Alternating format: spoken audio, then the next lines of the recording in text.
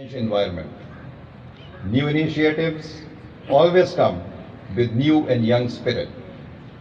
I believe that at the end of the day, it is you, the young officers, manning and defending the economic frontiers of Pakistan, that shall spearhead the country's transformation into a secure and trade-friendly destination.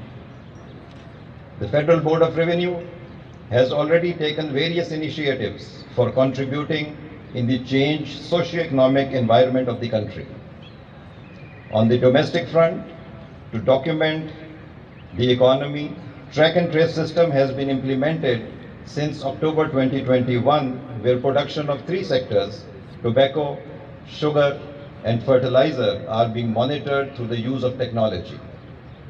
Very shortly, more sectors like cement and beverages will be added.